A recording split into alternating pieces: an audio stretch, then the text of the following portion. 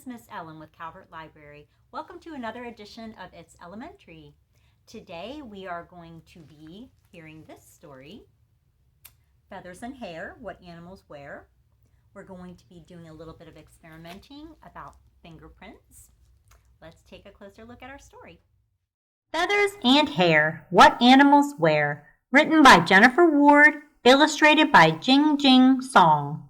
I'd like to thank the publisher, Beach Lane Books, an imprint of Simon Schuster, for allowing us to share this book with you today.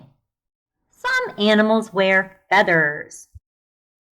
Some animals wear hair. Some animals wear prickly spines and roam without a care. Some animals wear armor. Some wear a traveling shell. Some wear tough and pointy horns that serve them very well. Some animals wear slippery skin.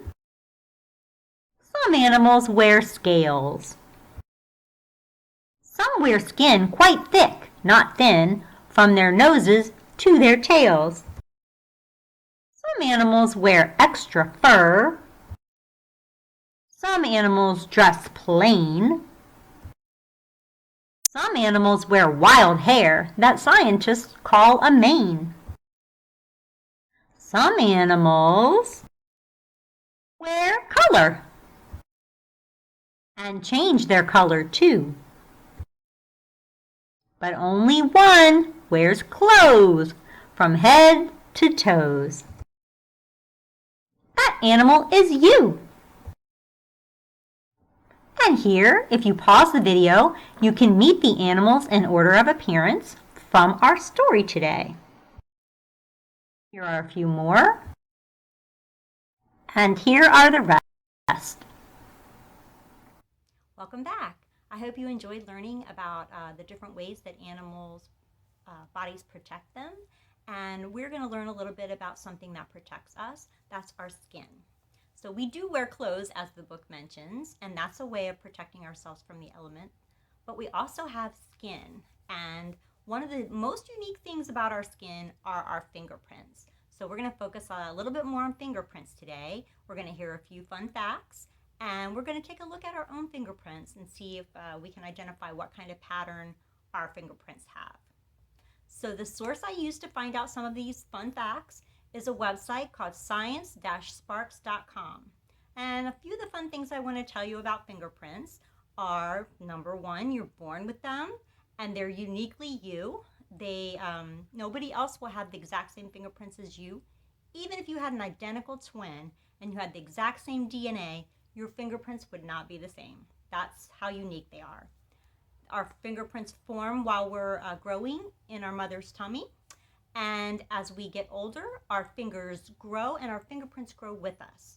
It's really hard to get rid of our fingerprints because even if you were to damage your skin by washing it too much or you have a cut, something like that, your fingerprints will grow back in the same pattern. It's pretty cool. So there are several different patterns that show up in most people's fingerprints. We're going to take a closer look at those in a moment. And fingerprints are a form of something called biometrics. Biometrics are a way of identifying people by their physical characteristics. So let's take a closer look at some common fingerprint patterns. Then we're going to do a little experiment to look closer at our own fingerprints. Let's take that closer look. Here are some common fingerprint patterns that you may see on your own fingers. We have the loop pattern, the whirl, and the arch. Welcome back. Wasn't that cool learning about the different patterns? So I was excited to see what kind of patterns I have on my fingerprints. So what we're going to need to capture our fingerprints and be able to take a closer look at them today are some washable markers or an ink pad, some washable ink, and some balloons or paper. If you don't have balloons, it's okay. You can do your fingerprints on paper. If you end up doing your fingerprints on paper instead of balloons, it's good to have a magnifying glass so you can see them closer up.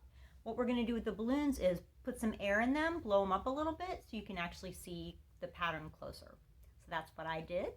So let's take a closer look at my patterns.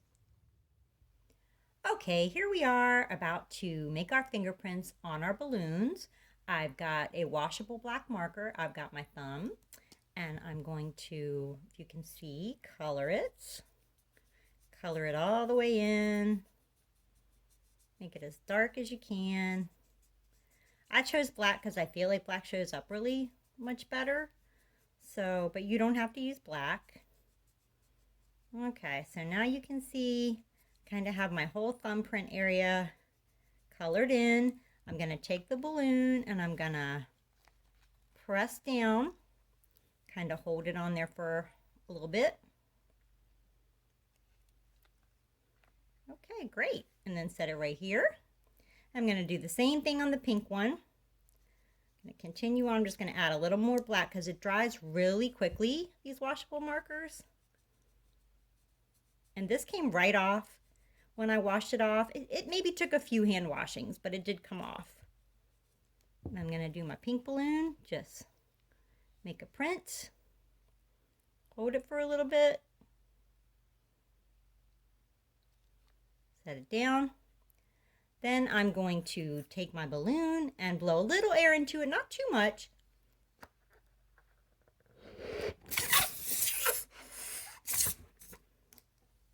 Maybe about that much. So you can basically, it'll enlarge the whole area that you put your fingerprint on. And then I'm going to tie them off into a knot. You'll have to get maybe help from a grown-up with this. And then in the next part of the video, we are going to examine my fingerprints a little more closely. See how they came out.